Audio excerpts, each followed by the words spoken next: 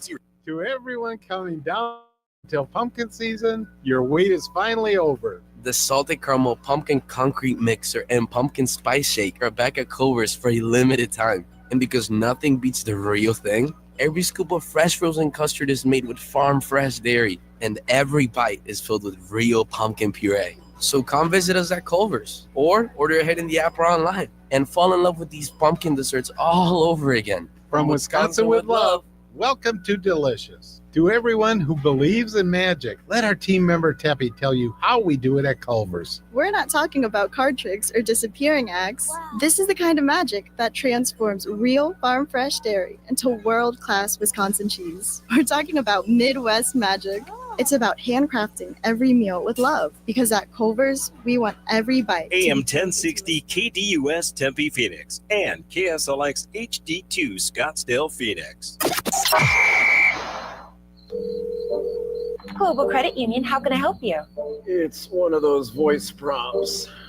Representative! Good morning. How can I help? Wait, is this a real person? It's 2 a.m. We're here to help members 24 hours a day, 7 days a week, 365 days a year. Impossible. At Global, possible. Learn more at globalcu.org. Global Credit Union, your world of financial possibilities. Hello, everybody. Eric Bryan, owner of Precision Air and Plumbing. When it comes to your comfort, results matter. That's why Precision has been voted the #1 ranked AC company in the Valley for over a decade, delivering the best installation in the state. And now's the perfect time to upgrade. Get $2,500 off a new AC unit, plus receive the Valley's only 10-year workmanship warranty. Protect your home, lower your stress, stay comfortable all year long. Make the Precision decision today. Call us at 602-FIX-MY-AC. Hi, I'm Luis Gonzalez. Like me, Casino Arizona is uniquely Arizona. It's been some time since I hung up my cleats. That's why it's nice to feel as welcome here as I did when playing at home. From the friendly smiles to the winning celebrations, this is where I love to play now. These days, my favorite players are all gathered around the blackjack table. And yes, they can hit. Want to feel as welcome as me? Join Salt River Rewards. They treat you right. Casino Arizona, uniquely Arizona. Hey, it's Pat. So I went for ice cream the other night, and they had 48 flavors. I couldn't decide. Well, the Valley Toyota dealers have put me in that same position. They have 19 hybrid models to choose from, more than any other brand. How could you choose? Like the ice cream shop, I had to test all 19. Unlike the ice cream shop, I didn't go home with a bellyache, so that's a small win. Right now, get a rugged 2025 Tacoma SR or SR5 with 1.75% 48-month financing. Or get low 1.75% financing for up to 72 months on a full-size Tundra. With great deals like this, now's the perfect time to visit your Valley Toyota dealer or valleytoyotadealers.com. Toyota, let's go places. 1.75% with $21.59 per thousand borrowed for 48 months. 1.75% with $14.64 per thousand borrowed for 72 months. Offers end 11/3/25 and exclude TRD Pro models. See dealer for details. Right now at Scottsdale Mitsubishi, you can receive 0% APR for 60 full months on all new 2025 Mitsubishi models. You heard right, 0% APR for 60 months. Think how much you'll save when you pay no interest. The date, remember, Scottsdale Mitsubishi, Scottsdale Mitsubishi. AM 1060 KDUS Tempe Phoenix and KSLX HD2 Scottsdale Phoenix.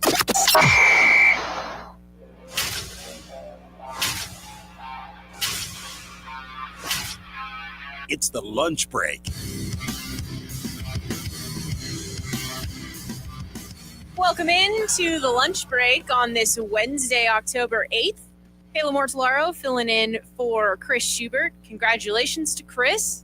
Yesterday, he got married and now is off enjoying his honeymoon for the rest of this week and next week. Evan, of course, behind the glass, making sure everything is up and going. As far as I'm aware, we have a successful KDUS YouTube channel this morning.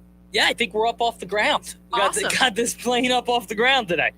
Perfect. But as always, that's an option for you to listen, plus terrestrial radio, KDUS AM 1060, as well as the KDUS 1060 app. Plenty to get into in today's program here, setting the scene for you. Jeff Munn joining us around 11:15 or so, chat some ASU football. We, of course, have the buy or sell segment at 11:45. And then John McKechnie from RotoWire.com is going to help us with our fantasy football teams about 12:15 today. So we'll certainly look forward to that advice. I know I'll certainly look forward to that advice as well. What happened yesterday, though, news came out. Adam Schefter reported that the Cardinals are fining head coach Johnathan Gannon $100,000 for his sideline altercation Sunday with Amari DiMercato, following, obviously, the dropped football before he crossed the goal line on what would have been a 72-yard touchdown run. Sources told Schefter that there will not be any further discipline for Gannon. Gannon, though, is the first NFL head coach to be fined for an altercation with a player since the league fined Bruce Arians when he was actually with the Tampa Bay Buccaneers. That fine, $50,000 for swiping his hand at safety Andrew Adams' helmet during the 2022 wild card game against the Eagles. It got me thinking, though, what other fines in coaching, in league history for coaches have there been, and was this one of the more stiffer punishments in terms of fines for Gannon at $100,000?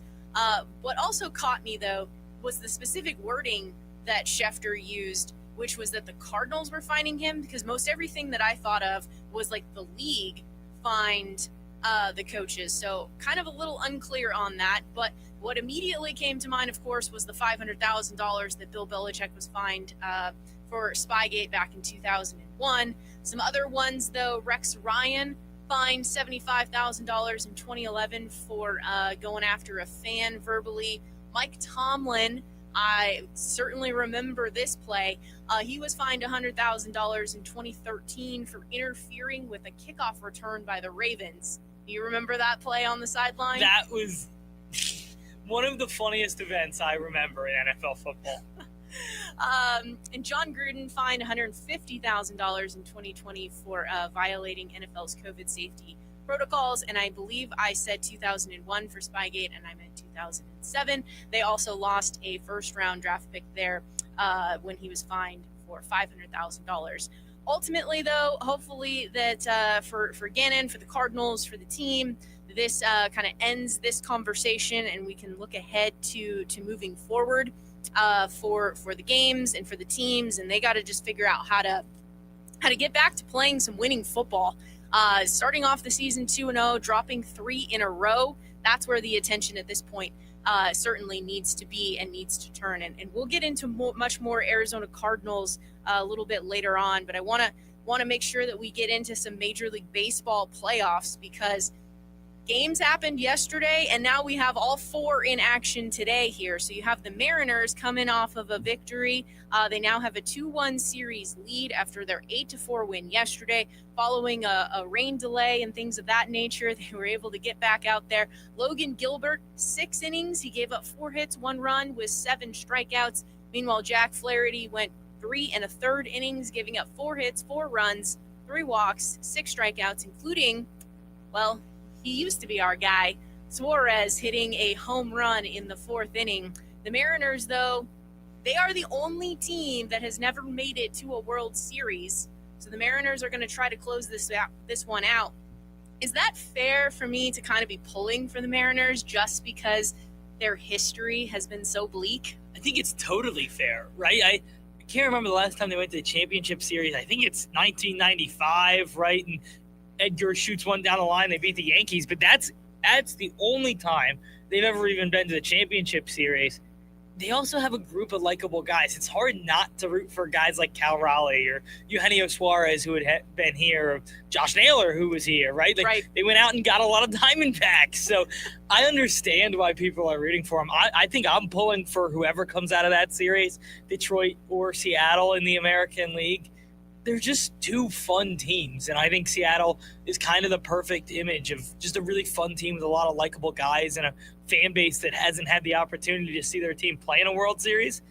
Also, I've never been. I want to get to that stadium. I've heard the nicest things about it. Well, that's basically a side tangent, I guess, on every single stadium in the Seattle area is really, really nice because, I mean, just the pictures when gosh. College Game Day used to Is be that there. University of Washington? Yeah. That right on the water has to be one of the coolest things I've ever seen. Exactly. Yeah. So I mean, they just have picturesque moments when it's not rainy and cloudy. It's beautiful there. Yeah, so they're going to go today here. Bryce Miller for the Mariners, who has a 5.68 ERA in the regular season. Casey Mize for the Tigers, 3.87 ERA. That's going to be a 12:08 first pitch today on FS1. Meanwhile, I wish we had a sounder here because I can't do it right. Little John Sterling action, retired. Kudos to him. Yankees win! Yankees win! They go on to beat the Blue Jays 9-6 last night. Both pitchers ended up getting chased a little bit early there. Carlos Rodon, 2 1/3, 6 hits, 6 runs, 2 walks, 1 home run, 2 strikeouts. Shane Bieber, 2 2/3, 5 hits, 3 runs, 1 walk, 1 strikeout. But you had Aaron Judge's bat finally getting on fire here with a double and a home run. Jazz Chisholm, that no-doubter 409-foot home run to get out of that 6-6 tie last night. So now we've kind of entered into this is what makes, I guess, the 5 games in the division series so fun. Because you had the Blue Jays taking care of business at home, going up 2-0. Now you come back to New York. New York gets the must-win game. Now what kind of happens here? Are the Blue Jays playing a little bit tight? Do they still feel like they're playing on some house money here to wrap up the series? The Yankees still in their must-win situation. I mean, obviously players are not thinking about this. This is just something like for us to be talking about, but it makes it fun. Because now all of a sudden, if we go 2-2, teams take advantage of their home field like they're supposed to, go back to Toronto. Now it's a winner-take-all type of situation. The pressure immediately flips in a 5-game series if you lose tonight, right? Because all the pressure's on the Yankees to stay alive tonight. If you win, all the pressure then goes on the Blue Jays to be like, well, we can't get reverse swept here. We cannot go up 2-0 and then lose 3 in a row, and the last one being at home. So it takes a lot of the pressure off the Yankees if they win tonight. So it's hard not to say that Blue Jays are probably playing a little tight. And I'm not even going to attempt the Yankees starting pitcher tonight. You just stay away from that one. It sounds like a bad word. You don't want to get caught on the air. But he was dominant in his first start in the playoffs against the Red Sox. And can he repeat a performance like that against the Blue Jays? That's what it's going to come down to. If the Yankees can push this series to 5, the pressure immediately flips on Toronto. And then we got a really interesting Game 5. You know, it's funny you mentioned about Cam here, Cam and his last name. There was a little clip from Mad Dog Russo, who I think the clip was maybe in total like 15 seconds, and he managed to say the name wrong 3 different times, including one of them that was a word that has FCC fines attached to it. So yeah, we're not going to attempt the name today, but it was pretty funny. He's going 2.96 ERA in the regular season for him, and the Blue Jays are sending Varland 2.97 ERA in the regular season. That's a 4.08 start on FS1. All right, now we go back to the Game 3s after they travel. They're here tonight. Game 3 for the Brewers and the Cubs. The Brewers holding a 2-0 series lead, going to Wrigley Field. So they did what they needed to do, taking care of business on their home turf. Now can they get the win tonight in Chicago? Quinn Priester for the Brewers, who had a 3.32 ERA in the regular season. Jamison Tyone, 3.68 ERA for the Cubs. That's a 2.08 start here on TBS. But, I mean, obviously playoff baseball has a lot to do with pitching, and you kind of go as the pitchers do, and you make some adjustments and things too. There's quick hooks and everything like that, and I'm sure there would be a quick hook today for the Cubs, Tyone, if it gets off to a rocky start. But with the way that the bats for the Brewers have been hitting, if they hit like that in Wrigley, good night. Oh my gosh. I mean, how about the Cubs jumped out to a 3-0 lead in Game 2, and it was like, okay, maybe the Cubs have woken up a little. Maybe this offense can really get rolling. And all of a sudden, it's 3-3. You go around, you go to the bathroom, you come back, you're like, oh, it's 3-3. And the Brewers had control from there on out. And so the Brewers have really controlled all 18 innings of this series. Like, I don't know if there was one inning where you felt confident in what the Cubs put out there. And so it's hard to sit here and say I'm taking the Cubs tonight to bounce back, but they are at home. They do have Jameson Taillon on the mound. Maybe they can settle things down, get a win at home, and then play for tomorrow. But the Brewers just look like a force to be reckoned with right now. I don't know if I would take anybody to beat the Brewers in the National League at this given moment. Ooh, interesting. Okay? Well, we'll get to the next game, and then interesting there. So, Game 3 of the Phillies and the Dodgers, with the Dodgers looking to close it out at home. So they did something very different than the rest of the teams going up 2-0 in this series. They went up 2-0 on the road. So now they're coming back home looking to close it out. Aaron Nola for the Phillies, who has a 6.01 ERA in the regular season, also marred by injuries. We chatted with Zach Kreiser yesterday, and he's kind of explaining the strategy here. A lot of people still shaking their heads about it. Aaron Nola is going to have a quick hook. It's not expected for him to go very many innings, and then Ranger Suarez expected to also have a lot of action in this one against Yamamoto, set for the Dodgers, who has a 2.49 ERA in the regular season. Since you are a Phillies fan here, what do you make of this decision here to run Nola first and then quick hook for Ranger Suarez? Personally, I hate it. Aaron Nola is the type of pitcher, he gives up a lot of home runs. And in the beginning of that lineup, you're going to have to face Shohei Ohtani. You're going to have to face Mookie Betts, Teoscar Hernandez, and Freddie Freeman. There's a lot of area and a lot of guys who have had a lot of career success against Aaron Nola. There's just no doubting it. Freddie Freeman has dominated Aaron Nola throughout his career, and that is going to be a massive issue for the Phillies tonight. I would have started Ranger Suarez. I don't know why they're going to use him in relief. I know he is one of their starters that has been used out of the bullpen in previous years. But Aaron has given you little to nothing this year to show that he deserves a playoff start with the season on the line. It's one of those conversations that, where are you actually saving Ranger Suarez for? He's been, if not your best pitcher all year, your second best. And if not your second best pitcher over the last 3 years, then your third. It's one of those things.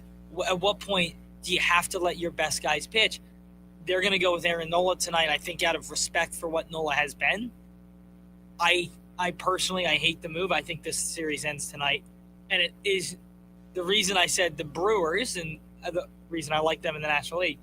This series is not as much about how well the Dodgers have played, but how poorly the Phillies have played. It hasn't been the Dodgers are dominating the Phillies. No, they're squeaking out of these games with wins or late home runs like they had in Game 1 because of mismanagement and bats that have fallen asleep. The Phillies top of the lineup can't get a hit. I mean, they walked 5 times.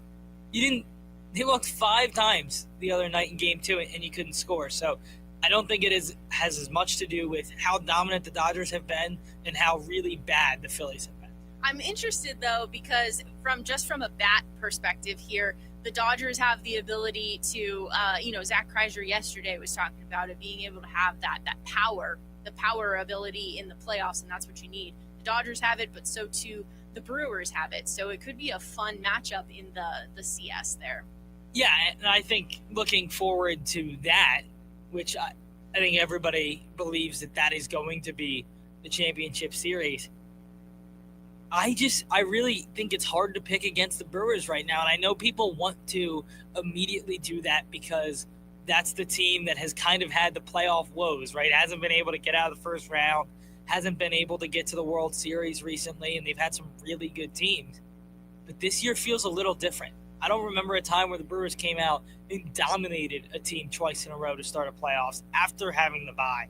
And for the Dodgers, they play away, so there's a difference there in the games 1 and 2, and they take both. But I don't know how much of it looks as impressive as the Brewers do. The Brewers are dominating the Cubs, and I don't know if you can say the same about the Dodgers. That game, though, for the Phillies and the Dodgers is 6:08 tonight on TBS. So certainly a day filled of playoff baseball and a lot of ramifications on the line here. We'll step aside, though, here on the lunch break. We'll be joined by Jeff Munn on the other side of the break. Find out about ASU football. They're coming off of a bye. They're going to Utah facing the Utes. So we'll catch up with Jeff here. It is the lunch break right here on KDUS AM 1060. KDUS AM 1060 is your home for the Jim Rome Show. Even if Troy Aikman pretty much said the NFL product sucked last night, he's not wrong. I thought this was supposed to be a brand new Jets. They're more dysfunctional and more undisciplined than ever. You know what would actually be brand new for the Jets? A new head coach starting 0-5. That has never happened, but it looks like there's a very good chance it's about to happen. The Jim Rome Show, 1 to 4 p.m. Monday through Friday, here on KDUS AM 1060 and on the KDUS 1060 app. Sticks.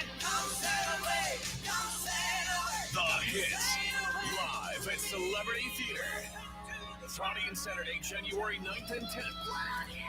With special guest Max Gomez. Tickets on sale now at CelebrityTheater.com. A trip through all their best. Don't miss Sticks Live. Produced by Danny Zalisco Presents. It's time. Time for the pro to get everything for the entire job, all from one partner. To get access to over 3 million products, including many products you won't find in our stores. It's time to get delivery on your schedule or next day on over 50,000 products. And time to get dedicated support on the job site or in our stores. From ordering to planning, we've got you. One partner, any job, all in. Ask about all we can now do at the Pro Desk. The Home Depot Pro, it's about time.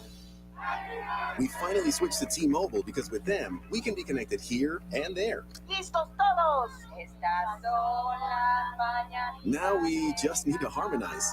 Switch today. Get 4 Samsung Galaxy S25 phones with Galaxy AI. Plus, get 4 lines for just $25 per line. Visit a store, T-Mobile.com, or call 1-800-T-Mobile. 1-800-T-Mobile.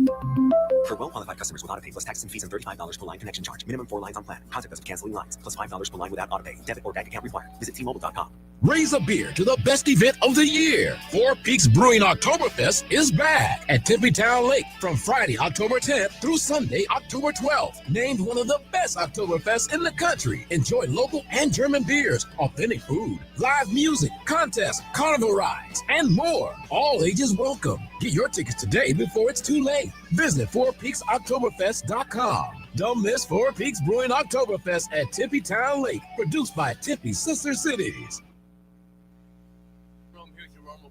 Hey, Philly fan, how we living? Wait, no need to answer. I already know. Pretty horribly. And no, I am not looking to pile on, just looking to acknowledge that you're going through it right now. Just when it seemed like those pyromaniacs in the Dodgers bullpen were going to blow another one, Phillies manager Rob Thompson pretty much let him off the hook by having Bryson Stott bunt, down a run, man on second, nobody out in the bottom of the ninth. The Dodgers, champs that they are, work a brilliant wheel play to nail the runner at third. Tremendous execution by the Dodgers, matched only by horrible execution by the Phillies.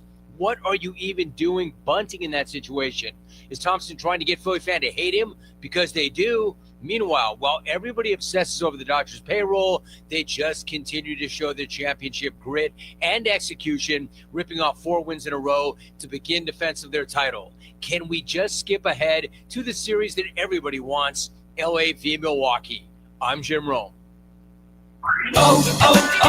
O'Reilly.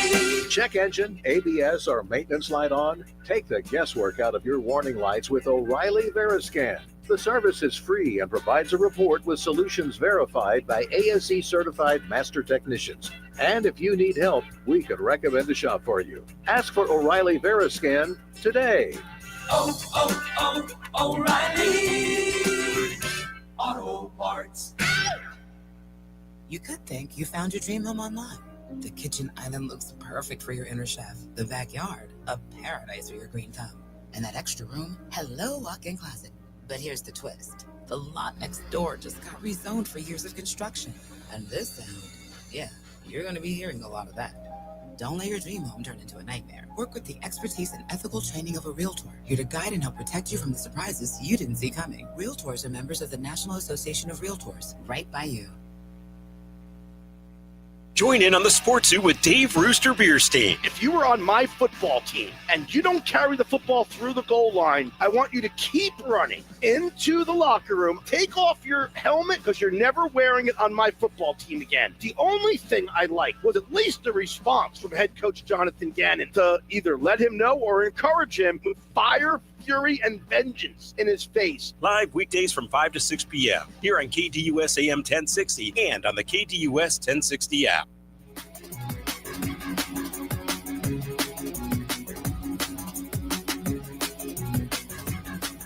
Welcome back to the lunch break here on KDUS AM 1060 and with the KDUS 1060 app. We pop on out to the hotline as we're joined by Jeff Munn, pre and post game with ASU Football, as well as play-by-play of ASU women's basketball. Jeff, as always, it's so great to catch up with you. Thanks for joining. That's my pleasure, Kayla. Do you ever get the temptation after one of those Jim Rome promos to go walking down the hallway saying, "What is up?" I have not had that, mainly because I don't think my voice can project the way that Jim Rome can. I was just scared that you'd come to me and I'd go, "Hello, Kayla, how are you?" He's a legend, though, right, in this industry? He is. Well, speaking of legend here, the ASU football program is trying to work their way into those kinds of conversations here. So let's talk about the success, though, that they had last year. That has expectations for them being higher this year. Started off the season, though, with a loss to Mississippi State, and then they've had 3-point wins over Baylor and TCU. And looking ahead as well, there's potential opportunities here with a Red Raiders team that's playing pretty well, ranked well, but you still have to focus in on this game against Utah. How would you describe, though, the start of the year for the Sun Devils as they are now through their bye week? You know, it's funny. You go into the season, yeah, you're right, Kayla. There were a lot of expectations. And traditionally in years like that, ASU has not met those expectations, but they do sit here 4-1, 2-0 in the conference, and I guess the feeling that I have is I'm still not really certain what the identity of this football team is. I think it's starting to come into focus with these last second victories and coming from behind. The only thing that concerns me is, and I've said this to friends of mine that think I'm being too much of a pessimist at times, is that eventually you run into a situation where you get behind 14, 17 points and you don't you're not able to put together a comeback. And Kenny has said it. He doesn't want to go into every week and look up in the second quarter and find himself down 2 touchdowns. And I think that's the biggest challenge facing this team. And, you know, the other thing, I'll just say this real quick, that was a problem last year. Even with the 11 wins and going to the playoff, ASU was traditionally a team that started slow. They started slow in the Peach Bowl. And I think that's the one thing Kenny would like to improve on. I think everybody associated with the team would like to get better at. So for Sam Levitt here, 69.2% completion in his last start for the game. So some improvements there. The expectations, though, for him as well heading into the season were pretty high. How has he specifically handled the hype, and does it feel like he's settling into the offense a little bit more now? I think so. Earlier in the year, he was specifically focused on Jordan Tyson. And when he would get into situations where he had to improvise, that's the first guy I looked for, which is understandable. I think the biggest challenge or issue that he's had is that he hasn't had all the time in the world while the offensive line kind of sorted itself out to sit back and find other targets. I do think the offensive line play has improved, and I think that's allowed him to look for secondary receivers other than Jordan Tyson, which, you know, as we all know, will eventually free up Tyson from double team coverage. And I think that's the biggest progression I've seen in Sam's game, is not just his overall ability to find that secondary receiver or find another target, but I think a lot of it is just due to the fact that the offensive line, which had some I'm going to say question marks, but they had people playing in different positions at the start of the year, and I think that's settled down quite a bit, and that's allowed him to basically progress as a quarterback through the season. You talked about Jordan Tyson. We know what he is capable of athleticism-wise. We know he's going to be playing on Sundays. 39 catches for him, 483 yards, 7 touchdowns this season. But for you, What stands out about his game? You just hit the word right on the head. It's the athleticism. He makes plays that you would not expect a receiver to make. And a lot of times, and I go back to Sam having to improvise, a lot of times Jordan Tyson will make an athletic play that basically saves the play. You know, Sam may be running around, throwing on the run. There was that one pass. I'm going back in my memory bank against Texas State, where he basically just tossed it in the air on the run, and Tyson made a crazy circus catch. Jordan is a great athlete. That's the one thing. He has great hands, great speed, but the biggest thing that will allow him to play on Sundays is his ability to make the athletic catch. And in cases like that, Kayla, double teams sometimes don't matter. He figures out a way to beat double teams. Teams are still going to do it. Defenses are still going to put two guys on him a lot of the time. But his athleticism allows him to beat those double coverages a lot. We're having a conversation here on KDUS AM 1060 with Jeff Munn, pre- and post-game host of ASU Football. So flipping this to the other side of the ball, ASU is actually fourth in the country in sacks with 19, behind Oklahoma and Tennessee, who are leading the way at 21 through 5 games. So getting after the opposing team quarterback, what stands out about this defensive unit getting that pressure? Well, the biggest thing to me is the halftime adjustments.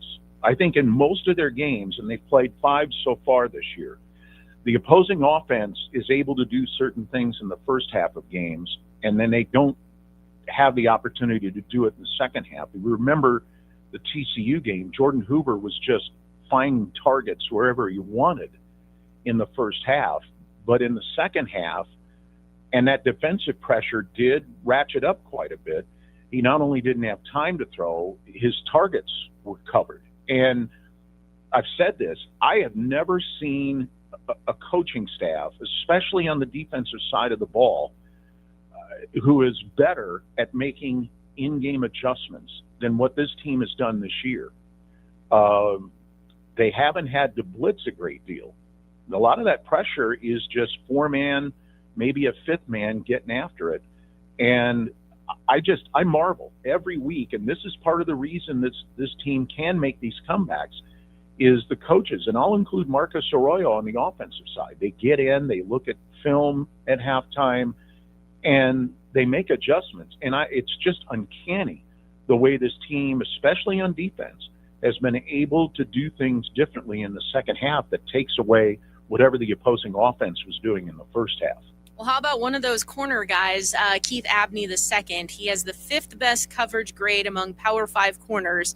He's limited yards after the catch on any wide receivers he's been in coverage on. After last year with the Sun Devils, was this kind of an expected leap for him as well? As a group, we expected an improvement in the secondary. Individually, Abney, we knew he was talented.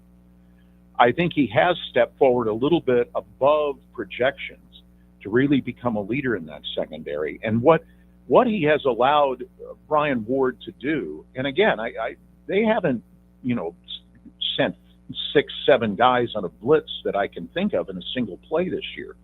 But the way that secondary is performing, they can risk being in single coverage on a lot of receivers, and it doesn't hurt them that much. And I think Abney takes a lot of credit for that. I just marvel at what he's done.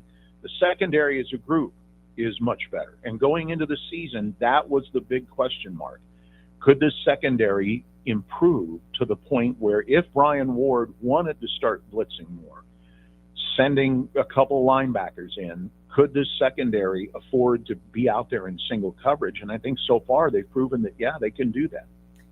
Jeff Munn here on the KDUS hotline in the lunch break right here on KDUS AM 1060. I probably should have asked you this question at the start, though, but from a coaching staff perspective, obviously Kenny Dillingham has just a ton of passion and fire and loves to be the Sun Devils head coach. Tons of success that they had last season, making it as far as they did. Managing expectations, though, from a coaching staff perspective, certainly sets the tone then for how the team handles things. So how do you assess the coaching staff this season and kind of expectations for them coming off at this bye? What is interesting to me going into the season, Kayla, was the fact that after an 11-win season and a trip to the playoff, no staff defections. Nobody left. I'm certain there was some interest by other programs, but the staff stayed intact, and that continuity is so important. The staff as a group going through the course of the season, I know there have been some concerns among fans and those of us in the media about the offense in the red zone and the play calling that occurs down there, but I've got a lot of trust in Marcus Arroyo. He's been doing this a long time, and he knows his personnel. So I think the coaching staff, in terms of managing expectations, I think they've done really well. The practices I went to in August, I remember one in particular, very early on, when Kenny said to the team after he wasn't particularly happy with the way they practiced, and he just told them, look, if you want to be a 5-7 football team, we can do that. But if you want to be the same type of team we were last year, you're going to have to step your game up in practice and obviously on game night. And I think Kenny's done a remarkable job managing the expectations. Because as I said, we've been down this road a number of times. I mean, 86, ASU goes to the Rose Bowl. Following year, they win 7 games. 96, they go to the Rose Bowl. Following year, the Sun Bowl, and then they kind of faded back after that. And you can just look at a ton of examples that ASU will have a breakout season, but in the past, they have not been able to follow it up. So far, through 5 games, and obviously there's a lot of big football games still to play, but so far it looks like they have followed up the success of last year, and that is a credit to the coaching staff. Well, you kind of lead into the next question here. So Kenny Dillingham met the media, I believe it was yesterday, and he was talking about his respect for Kyle Whittingham and the type of program that he has developed in Utah, and that the way that they have sustained success there, Kenny wants to model that after what Whittingham has done. So from your standpoint, what sticks out about Whittingham and the Utah teams and how they built the program and how that could be a potential model here at ASU? One of the big things about Kyle Whittingham's program is they are a very big physical football team on both sides of the ball.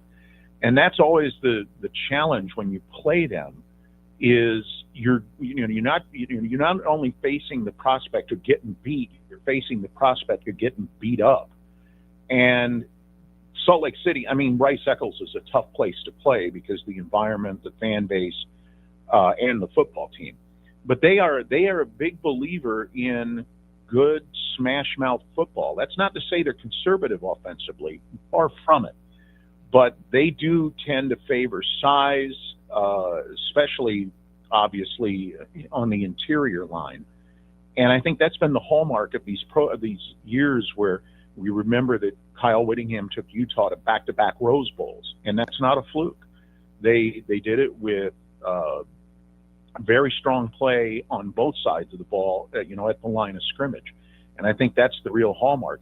I remember after Kenny's first year, when the Devils lost to Arizona in the Territorial Cup, literally, the first thing he said after the game was, we've got to get in the weight room tomorrow and start getting bigger and stronger. And I think that's the thing that he admires the most about the way Kyle Whittingham runs his program. It's going to be a physical football game Saturday night game, Rice Eccles. It's going to be about as tough an environment as the Devils will play in on the road all year. Yeah, the Utes 1-1 in Big 12 play. The Sun Devils obviously coming off of a bye. Apparently, weather is always a factor in Salt Lake City, and they're trying to prepare for that as well. So what are your thoughts on how this unfolds on Saturday night? If the weather is not pleasant, I don't see it altering the offensive approach all that much for ASU. They would like to establish the run. Malik Brown, Kanye Udo. I think we're going to see more of Kanye Udo. I got that from Kenny's comments this week, that he'd like to use Udo, who wasn't used all that much in the TCU game. And I also think Udo is an option in the red zone because he's a straight ahead runner. And I think if the line can just give him a little space. I think the biggest thing in regards to the weather is ASU, again, they can't fall behind early, because if they do that, obviously they've got to throw the ball more. And I know they've been using wet footballs in practice this week to kind of get used to it. I think ideally you get to a 7-10 point lead in the first half, and you can start running the football, which obviously the main thing it does is it grinds down the clock, and it forces Utah out of some of the things they like to do. So I think that's, weather's going to play a factor. I mean, every time you go up there, a couple of years ago when ASU went there, it was a day game and the weather was okay. The Devils got blown out.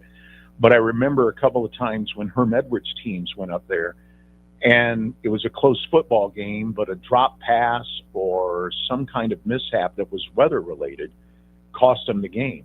And I looked at the same weather forecast, Kayla, and that first thing popped into my mind was, oh no, here we go again. You don't want it to come down to a play that's botched because the ball's wet or the wind's blowing or what have you. But it's the old, you got to play. You can't sit there and say, let's wait till the weather clears. So you got to play at 7:15, no matter what kind of shape the weather's in.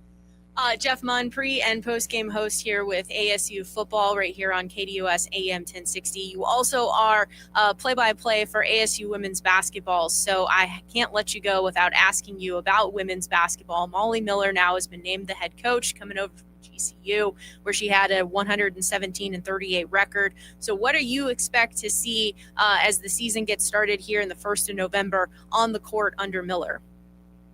The biggest thing I think our fans are going to see, we're all going to see, is a really solid defensive basketball team.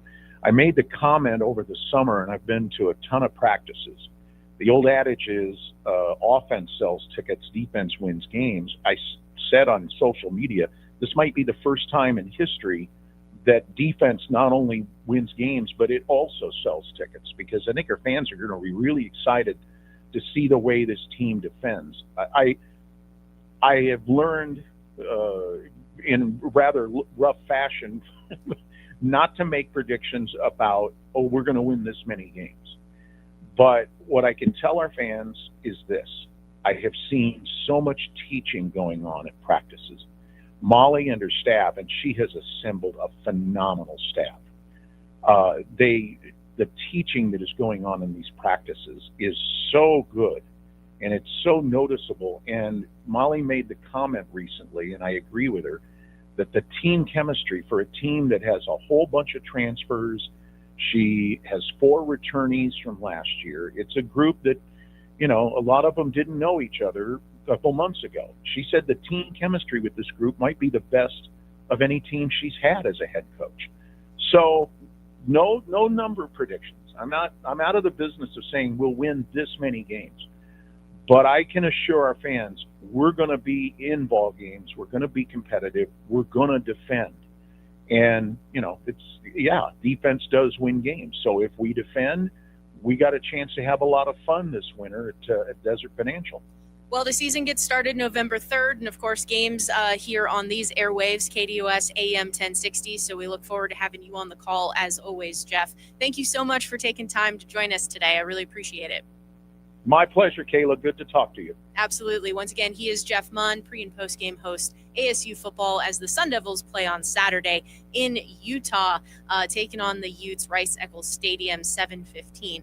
We'll step aside, though, here in the lunch break on KDUS AM 1060. Ready to tackle each morning with the best sports information coming at you? I'm going to take a logical approach. Get that weekday mornings on KDUS AM 1060 from 6 to 9 a.m. with the Dan Patrick Show. Dan Patrick, the Danettes, sports icons, sports legends, celebrities, poll questions. The Dan Patrick Show has it all. It's a crapshoot. Be sure to lock your dials to AM 1060 or 100.7 HD2 from 6 to 9 a.m. Mornings just got better. This story is about us. Judas Priest. And Alice Cooper. No more Mr. Nice Guy. The Metal Gods, Judas Priest.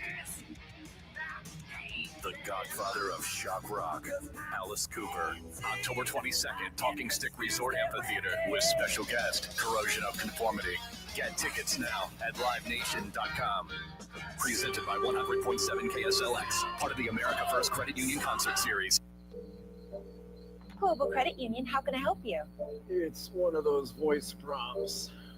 Representative! Good morning. How can I help? Wait, is this a real person? It's 2 a.m. We're here to help members 24 hours a day, 7 days a week, 365 days a year. Impossible. At Global, possible. Learn more at globalcu.org. Global Credit Union, your world of financial possibility. I'm Bree, I'm Sean. and we are the Berkless family. We are repeat Fulton customers, and we've lived in the Fulton community for 6 years. We had been looking for a home, and so we walked into the Fulton community, and we were just absolutely blown away. When we walked into the model home, we noticed the high ceilings, the beautiful kitchen, the flooring, and the floor plan. We knew it was a place where we were going to raise our family. And on top of that, we have a swimming pool and a good location here. When you say the word community, you have to be able to see it and feel it. And so when you have your neighbors, you feel that community because you become friends, and it even feels like family, like a family community. And that is something that is priceless and can last a lifetime. We absolutely would recommend a Fulton home to our friends and family. Fulton Homes. We're proud to own. We're proud to build. Scottsdale's so nice we're doing it twice. October 15 through 18 at Westworld. The fall auction presented by Gila River Resorts and Casinos. Hundreds of collector cars in the all-new indoor Barrett Jackson Fan Zone. Food, drinks, and live entertainment. Get tickets now at barrett-jackson.com. Every day begins with the promise of something new, perspective, fresh start, better, great good, right now. Ways to change things.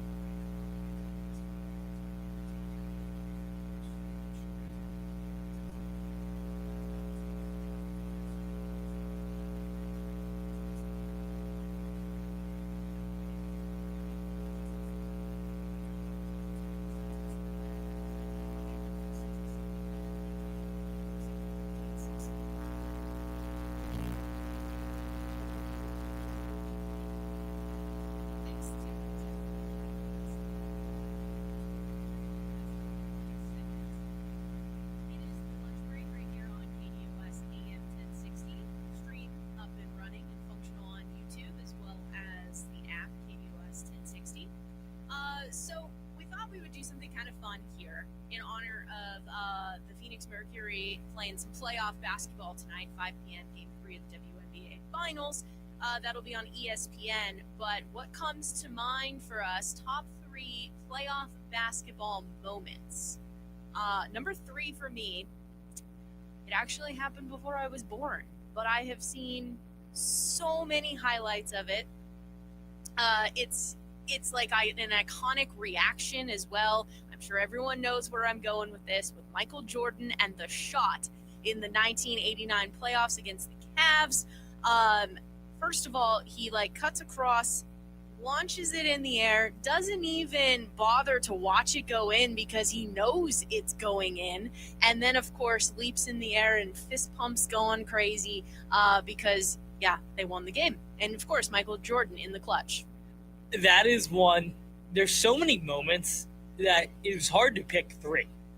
And so that's one that I thought about, didn't end up making my list. I think it would be an honorable mention for me. Fair. My number 3, something that I remember so well.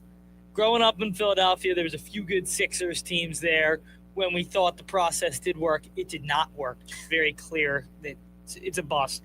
But Game 7, Sixers head up to Toronto to take on the Raptors, and Kawhi Leonard on the inbound play takes it all the way around the three-point line and hits a fadeaway, falling out of bounds three-pointer that bounces on the rim 3 or 4 times and then falls in, and Toronto ends up winning in their first championship, I believe. Correct. When you were talking about that, though, I thought you were going to go Allen Iverson because, something positive for Philly. Same thing. Yeah, okay. But yes, that is incredibly iconic there for Kawhi. And, Toronto got their championship and Kawhi went and cashed in. He cashed in. Number 2 on my list, I guess it's not necessarily just one particular play and moment here, but it's Klay Thompson in 2016 in the do-or-die game, Game 6 in the Western Conference Finals against the Thunder. 41 points, but that included at the time the record 11 three-pointers made. The Warriors had to win that game. They go on to win Game 7 as well, and then go on to compete in the NBA Finals. But Klay Thompson, injuries just completely derailed, and I think that's kind of the focus that we have on Klay, and we forget just how clutch of a shooter he was. Yeah, and it also has a lot to do with he's just next to the greatest shooter of all time as one of the best, respectively, himself. He is next to Steph Curry, and so does that take away from his legacy? But, I mean, arguably the most impressive win for that team is when they win one 2 years later, right, after everything. Then they go back and win another one over Boston. That is a run, and Klay Thompson's massive piece that will never be forgotten from that team. No, the Splash Brothers, but just in general, I mean, how quick he can get up his shot is just, it's impressive. My next one defines probably my generation of basketball playoff moments, and that is LeBron trying to get his first. He's now in Miami. His 3 won't go. Back out to Allen. His 3 does go. It's Ray Allen's 3 that ends up forcing Game 7 of the NBA Finals that leads to LeBron getting his first ring. That is one of the clutchest shots in the back pedal to hit pull-up 3 from one of the greatest shooters in the history of the game. That's like a moment for me in my life is like, remember where you were when Ray Allen hit that 3? And I think for a lot of my generation would say the same. Yeah, now that I just got done talking about Klay being such a clutch shooter, then you taught me with Ray Allen, like he's the GOAT there of clutch 3-point shooting, whether he was doing it with the Celtics or in that particular moment there with the Heat. I also am going with LeBron, though, but it ends up being the same against the Warriors here. So that run for the Warriors in 2016 where they beat the Thunder, then they go into the finals. They end up blowing the 3-1 lead over the Cavs, and we're talking about that Game 7 in 2016 with LeBron James and the block. They're on the fast break there with Steph and Andre Iguodala. LeBron comes flying out of nowhere just to block the layup on Andre Iguodala. At that particular time, I think there was just a little bit less than 2 minutes to go in the game. It was all tied up, and the Warriors never scored a point again in the game, and the Cavs go on to win, and they win the NBA championship. My last one and my number one I was not alive for, but it has to be Jordan's shot in Game 6 to win the NBA Finals over the Utah Jazz. I mean, you went with one iconic Jordan moment. I had to have my own. That is the one that I think, even for somebody who wasn't alive, that just sticks out in my head of the one we've seen over and over and over again. I think that's also one of the marks of just the greatness of certain players that can transcend generations, but also then make it so that people that were not alive actually know about it, and it like is burned in their head as being a prime memory. that'll do that fun little segment here of the little, I guess, the top 3 NBA playoff basketball moments. But on the other side, we will do some buy or sell as we wrap up hour number 1 of this edition of The Lunch Break here on KDUS AM 1060.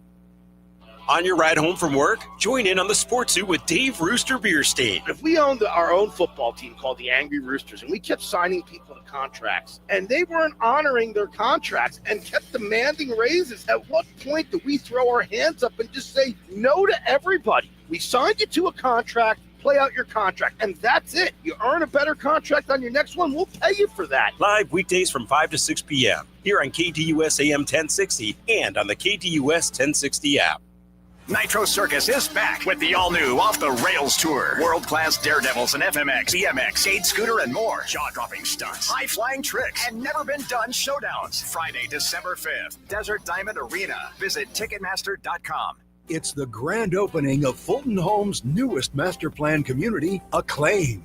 This beautiful community features open spaces, multiple parks, and a large aquatic center. Visit FultonHomes.com. Fulton Homes. You're proud to own. We're proud to build. Hey, Benjamin, we've got a surprise for you. What? You've got brothers! Huh? A $50 and $200 bills just like you. Hey, what's up? What? We just got them for joining America First Credit Union and opening a new checking account. And you're all going to live together at America First. What? This is nice. For a limited time, new members get a $250 cash bonus when they open a checking account with direct deposit or $50 with a youth checking account. So head to AmericaFirst.com and get your money working today. Membership eligibility, terms, and conditions apply. Federally insured by NCUA.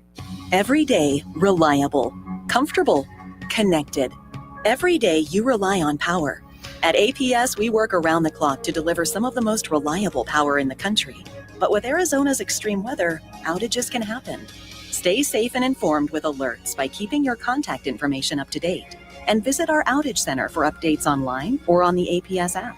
For more ways to stay safe and informed, visit aps.com/brighter. At Winco, we're working to save you money. Big savings on top quality meat, produce, seafood, and deli. Bakery fresh breads, cakes, and cookies made daily in store. Low prices on top quality national brands and thousands of our own private label. In every aisle, every department, every day. 9 stores in the Phoenix area, including the new Santan Valley location. The Varsity Sports Show with Vince D'Alicio is your hub for everything high school and college sports. Join Vince and friends as they give you the full picture on student athletes and where they're heading. Live interviews with coaches across the valley. Asking some of the tough questions. Varsity recaps and in-depth interviews with tomorrow's sports stars. The Varsity Sports Show with Vince D'Alicio. Live every Saturday morning from 9 to 11 a.m. here on KDUS AM 1060 and on the KDUS 1060 app.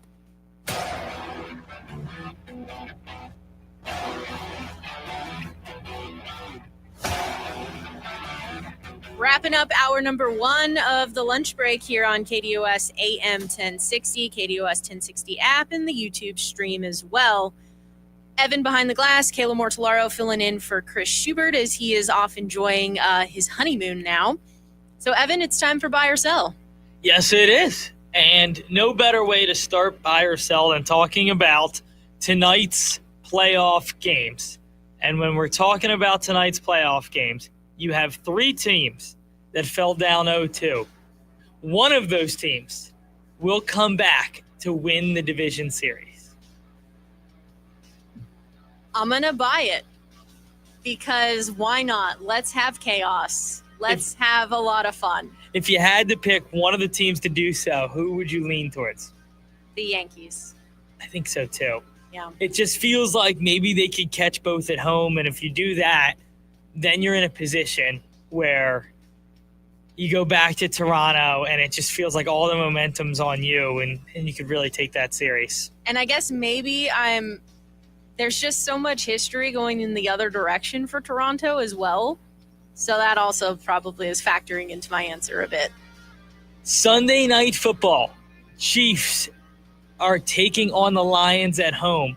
It is a must-win for the Chiefs. Ooh. I'm going to buy this because I think at that point you start kind of going in the wrong direction for the Chiefs in terms of the win-loss record, but then also maybe a little bit of belief and things of that nature. So I'm gonna say we'll buy this one. It's gonna be a tough game though. The Lions are good. The Lions are really good, and I think you get to play them at home, which is your advantage. But if you go to 2-4, it's a very different outlook on a season than if you start 3-3. You got to start clawing back in division if you start 2-4, and so I think it's a complete must-win. I think I would have bought that as well. Last one for you. Joe Flacco, now officially named the starter as of an hour ago. Joe Flacco has a chance to upset the Packers in his first start as a Cincinnati Bengal. He also has the chance to do it twice in the season because he already did it once with the Browns. He did as a Brown. I forgot about that. You know what? Let's also just continue the theme. Apparently, this is Wednesday Anarchy Day. Let's buy it. Joe Flacco, he's going to be throwing to T. Higgins. Jamar Chase, he's going to be having a blast out there. It'll be fun to watch Joe Flacco do all of that. But that'll do it for hour number 1. Hour number 2 is coming up on the other side of the break. We have some fantasy football discussion as well.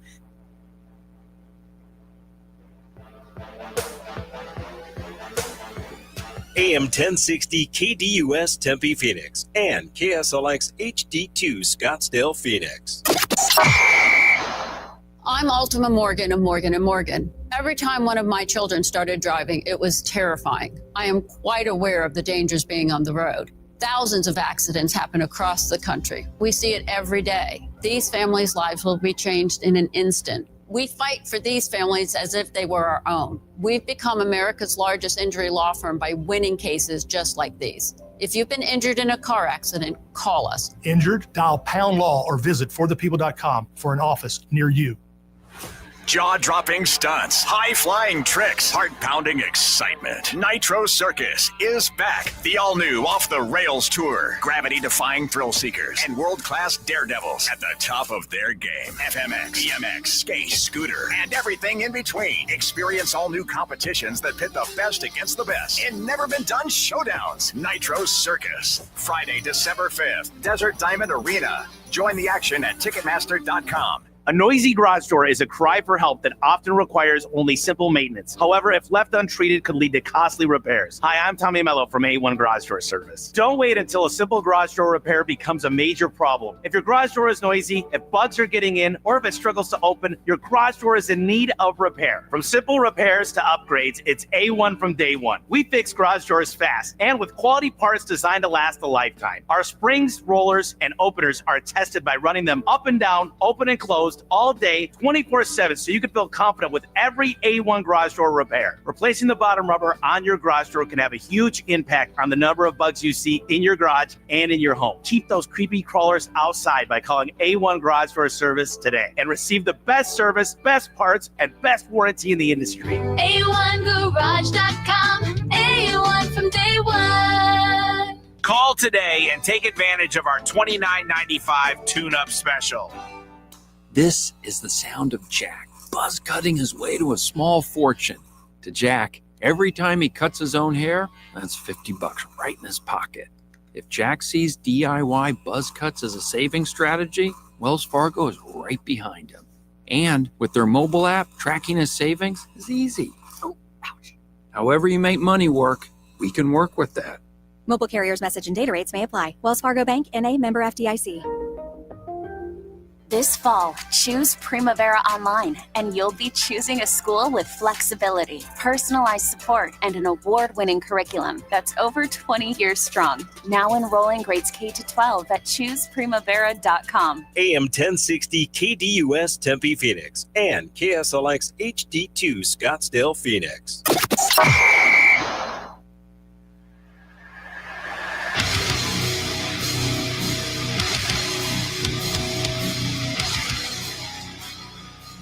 Hour number 2 of the lunch break here on KDUS AM 1060. Kayla Mortellaro filling in for Chris Schubert. Congratulations to Chris, getting married, off enjoying his honeymoon. Evan behind the glass, keeping things under control here. Around 12:15, 12:20 or so, we'll be joined by John McKechnie of RotoWire.com, helping us with our fantasy football teams. Looking forward to catching up with John. As always, though, you can follow along on YouTube with the KDUS AM 1060 stream, KDUS 1060 app, KDUS1060.com. Lots of different places to get the content. I wanted to go back to yesterday, though. The coordinators, it's a coordinator day. They meet the media. And there were several questions to offensive coordinator Drew Petzing that caught my attention. And then I kind of went down a little bit of a rabbit hole about it. Obviously, Drew Petzing, he's kind of on the hot seat for fans and wants some answers about the direction of this offense. First of all, though, something we are going to have to continue to monitor throughout the week. Kyler Murray not practicing today. That foot injury that saw him miss a play on Sunday. He did return, though. He is not practicing today. Wednesday is not like the worst day in the world to not be practicing, but if you then don't practice on Thursday, don't practice on Friday, things are certainly trending in a Jacoby Brissett direction, if that's in case what ends up happening tomorrow and the rest of this week. But so that's something we'll monitor here.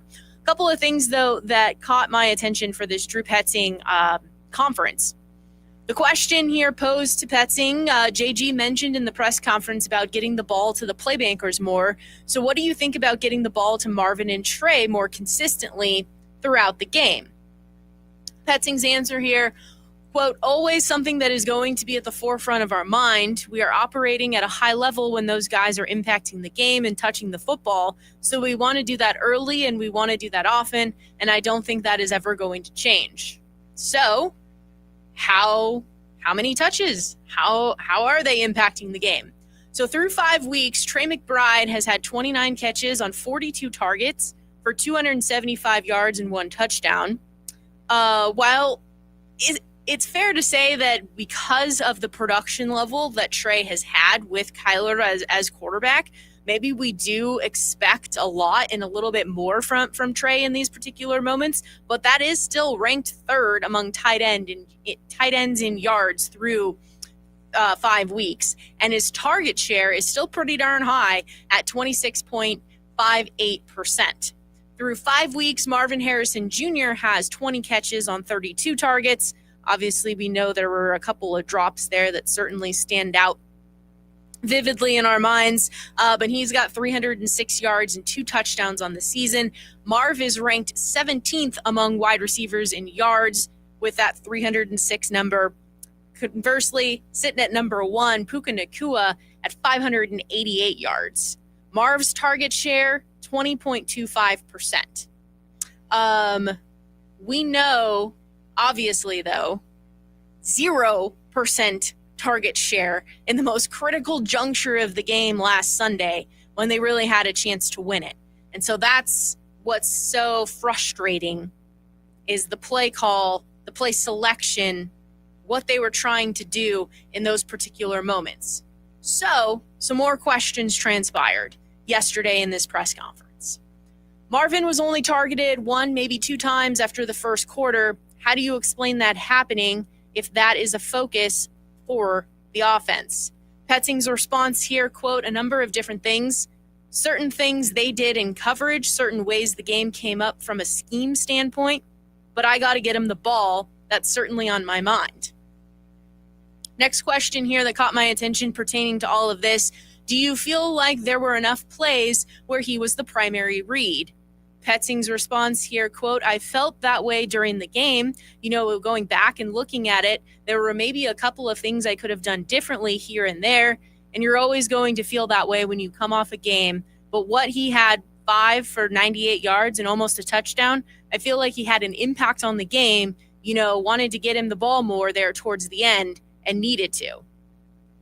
On Sunday, after scoring 21 points in the first half, he failed to score in the second half. How frustrating is that? Petzing's response here, very frustrating. I thought we really had it rolling there early in the game, just the flow of the offense, in and out of the huddle. You know, it felt like even for the most part, sometimes that second half, we were really doing a good job of moving the football and too many mistakes to score points, which ultimately falls on all of us. Certainly, I would agree with a particular drive that was taking place in that game where they converted 3 third downs. Those are important things to keep drives moving. That also really seems that you're getting into manageable third down situations. You're moving the ball in a way that you're in sync, you're in rhythm. But then they had a couple of penalties going backward, and then that's when the snap went off of Kyler's face mask, and that essentially just derailed everything. Momentum really starts to swing in a different direction. And the mistakes that keep happening on that front, I know that's something that JG addressed yesterday, but at some point, the teachings that happen during the week have to start showing up positively on the football field on Sunday. Further questions here that caught my attention. Obviously, everyone wants to know what's going on with that 3rd and 8 decision on that Sunday ball game.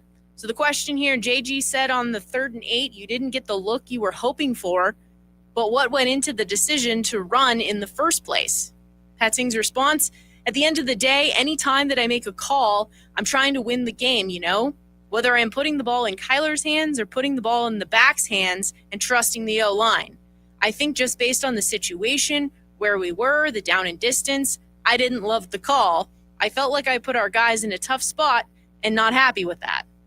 There was a follow-up that said, but what went into the decision to go with a run in the first place? His response, again, looking at kind of where we hit the first drive, felt like we hit that obviously on the 3rd down on the big run earlier in the quarter, and some of the things that they were doing to sell out to stop the run, felt like we could try to split one there for a big one and try to catch them off guard a little bit, and it didn't work.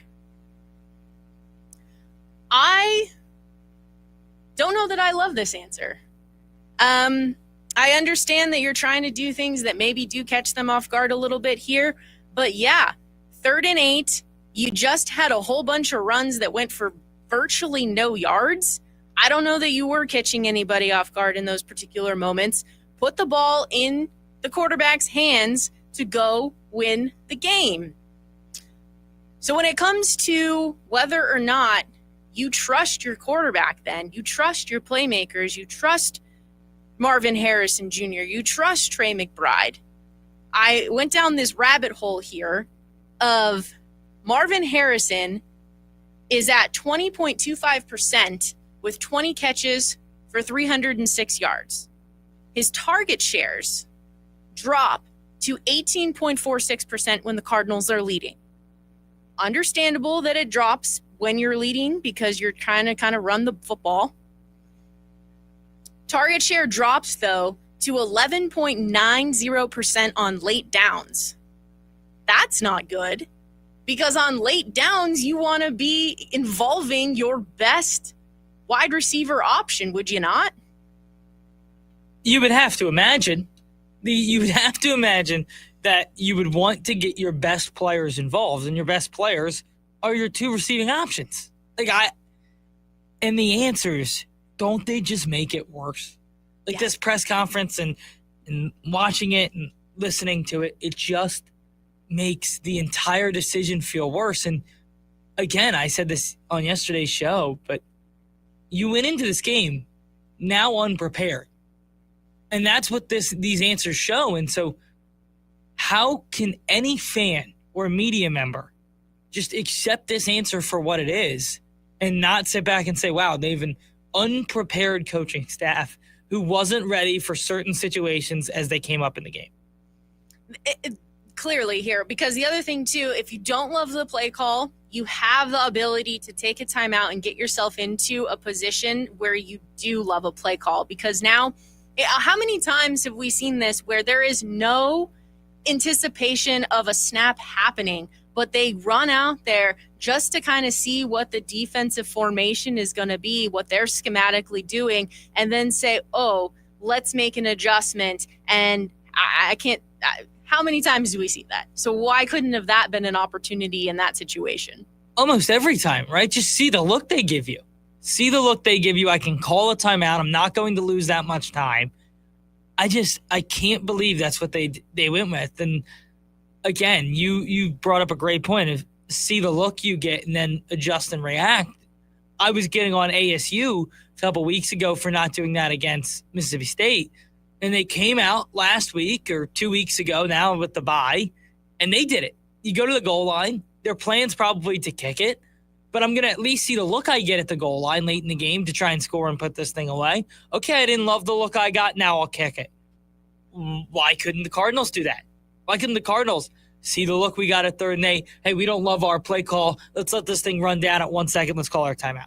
And certainly here, there were a lot of questions yesterday with Johnathan Gannon about whether or not Kyler has the ability to check out of a play. On that particular play, there was no check option. So there was more questions to Petzing about that there wasn't, and it was confirmed there was no check option for Kyler in that moment. So here's one of the things that comes to mind here is if you do not trust the quarterback who you paid him like a franchise quarterback to look out, make an assessment of what the defense is doing, understanding what we're trying to accomplish here. We get a first down, we win the game. If you don't let him have the ability to make those sorts of adjustments, then have we identified he is not the quarterback? You would have to imagine that is what they've identified. Because if you don't want the ball in his hands, then guess what? Then you need to move on. Because any playoff team, any of the best teams in football, they want their guy with the ball in their hands. And I know the conversation of, well, do the Eagles want the ball in Jalen's hands? Like, give you an example there. Push comes to shove. They did against the Rams. And so we haven't even seen anything like that from the Cardinals, where if they're not a team that wants to lean on the run, but when they have to pass, they can, and they've shown the ability to. This is a team that feels like they have to lean on the run no matter what. And when they feel like they have to pass, they still don't want to pass, and they're going to go with the run anyway. On 3rd and 8, to run the ball there is conceding and saying, let's let our defense play. You brought up Jalen Hurts there, and immediately what comes to mind, though, how many times, they obviously are a run-focused team with Saquon Barkley, and how could you not be with him and the offensive line that they've traditionally had for years, but they do have really good wide receivers in A.J. Brown and Devonta Smith. How many times is it just kind of a simple go route for A.J. Brown? So many times. Hurts just throws it down the sideline, and he goes and makes a play, and they win the game because of trusting two playmakers to go out there and make a play. Yeah, and it's the Cardinals just don't feel like they have that, right? Whereas I've seen the Eagles on 4th and 3 and 4th and 2, and maybe not this year, but in previous years, throw the go ball to Devonta Smith or A.J. Brown and let one of your playmakers go get it. The Cardinals never do anything like it. And I know maybe Marvin Harrison Jr. isn't A.J. Brown, isn't Devonta Smith. I'm not making that comparison whatsoever. But Trey McBride's one of the best tight ends in football. You can't draw anything up for him. And, Marvin Harrison Jr., you took with the number 4 pick, and he was supposed to be your franchise receiver. You're paying a quarterback like he's a franchise quarterback. You drafted a receiver at 4. You broke the tight end record at the time for paying a tight end. And 3rd and 8, we went to our 3rd string back because our first 2 are hurt. So this kind of led me down this rabbit hole as well of, okay, so is it the coaching staff? Has the coaching staff identified they don't trust the quarterback? Do we have a wide receiver problem that the room in general just isn't strong enough? So you look at Marvin Harrison, as I said, he's getting 20.25% of the targets. Then it drops to Michael Wilson is getting 11.39% of the targets. He has 8 catches for 52 yards this year.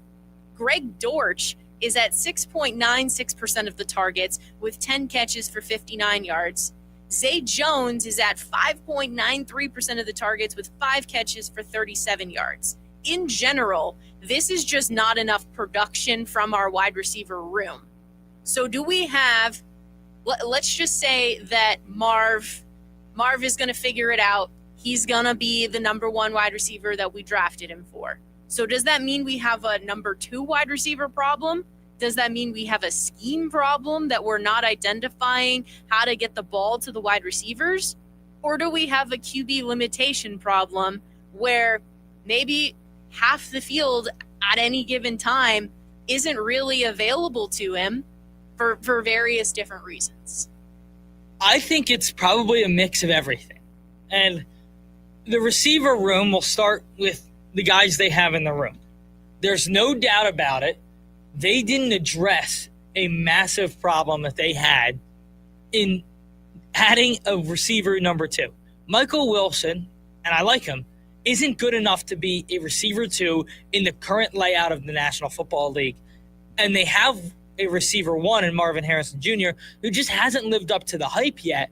And so that becomes a massive problem. So there's blame on Monty Allison for not addressing it and running back this offense again after, the defense was the bigger problem last year.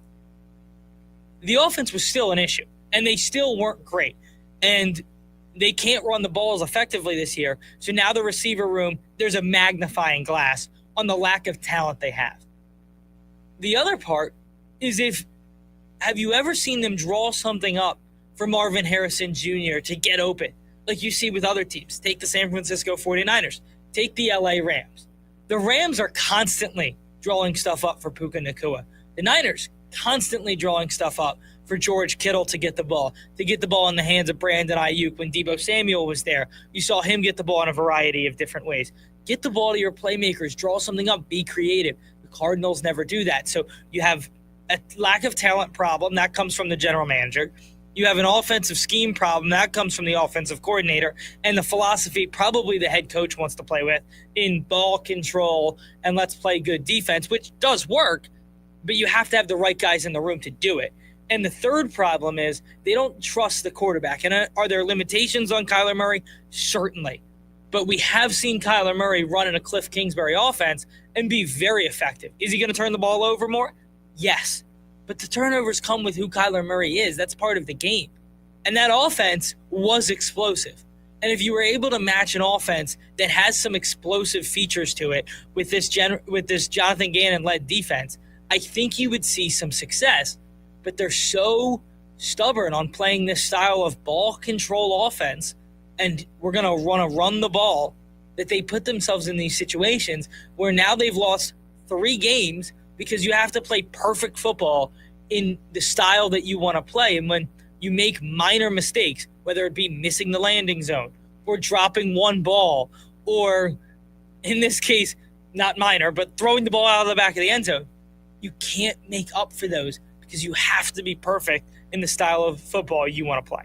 I think you make some good points here. I was completely stunned at the draft that we did not address the wide receiver room. I understand that the defense really lacked NFL talent on that side of the ball, and so that needed to be a huge area of emphasis. You have to be able to get pressure on the quarterback without always having to send the house as a blitz. And certainly Josh Sweat has been very good this year in terms of sacks and production on that front. Addressing it here made a lot of sense. But just completely ignoring the offense and the wide receiver room was definitely mind-boggling to me. So maybe, and I'm not justifying it, I was just thinking that, okay, maybe they're on a systematic approach. Okay, we go for the defense. That's just the way that it fell in the draft this year to make the most sense. We're on a couple of year plan. Next year, we're going to focus here on the offensive weapons and the playmakers here. And then all of a sudden we start to assemble the team and we move forward. But there hasn't really been any adjustments with the style of play that they're accustomed to playing with James Conner going out, Trey Benson going out. You kind of thought that the run-first approach, the ball control mentality, have to make some sort of adjustment here because we just don't have the players to be able to execute that style that we're hoping for. It's certainly going to be interesting to see what we see against the Colts. And also at this point now, which quarterback we're going to see, because we are monitoring the foot injury of Kyler Murray, who did not practice this week. We are going to step aside, though, make room for John McKechnie of RotoWire.com to join us to chat fantasy football. Certainly, one of the questions, do we now start Jamar Chase again? Because Joe Flacco is off to the Bengals. It is the lunch break right here on KDUS AM 1060. It's the Dan Patrick Show. Ben DiNucci, NFL quarter. I'm still going to introduce you as NFL quarterback. Being on the practice squad, what's the difference in how you're treated, lifestyle? Honestly, nothing's different. I mean, there's 53 guys on the active roster and there's 16 on the practice squad. And the reality of the NFL is that guys are going to get hurt. There's a reason that these teams put a lot of effort into the practice squad, just like they do the active roster. It's really all the same. You're still traveling with the team. The pay cut's a little bit less, but at the end of the day, it's still great. Live Monday through Friday, 6 to 9 a.m. right here on KDUS AM 1060 and the KDUS 1060 app. Global Credit Union, how can I help you? It's one of those voice prompts. Representative! Good morning. How can I help? Wait, is this a real person? It's 2 a.m. We're here to help members 24 hours a day, 7 days a week, 365 days a year. Impossible. At Global, possible. Learn more at globalcu.org. Global Credit Union, your world of financial possibilities. 9 Inch Nails. Live at Desert Diamond Arena, Friday, March 6th. Get tickets now at NIN.com. 9 Inch Nails. Live in Glendale. Peel It Back Tour 2026. Doesn't it make you feel better?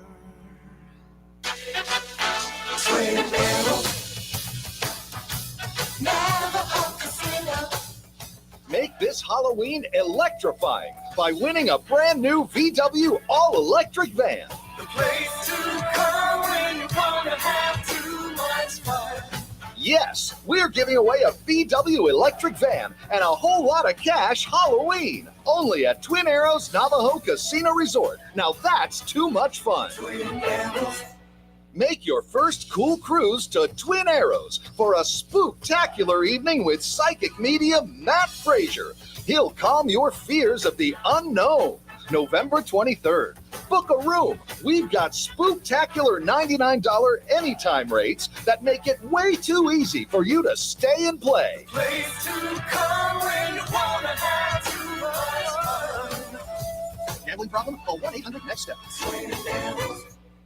I'm Dan Patrick, and this is Above the Noise. Bengals finally made a move at quarterback, and while they won't send shockwaves through the league, it just might save their season. Cincinnati picked up Joe Flacco for a late-round pick, a move that feels less about fireworks and more about survival. Let's be clear, Flacco isn't going to recreate the high-flying Bengals offense we've grown accustomed to. Those days are on hold, but what he can do is steady the ship. His experience, poise, and ability to manage a game could be the difference between staying in playoff contention and watching the season slip away. Because when you have a quarterback as special as Joe Burrow, every year of his prime matters. You can't afford to waste one waiting on health or hoping for an unproven backup to find his footing. The AFC is too talented. If Flacco can simply keep Cincinnati's offense afloat, win a few games, and give Burrow something meaningful to come back to late in the season, this trade could turn out to be worth its weight in gold. I'm Dan Patrick, and this is Above the Noise.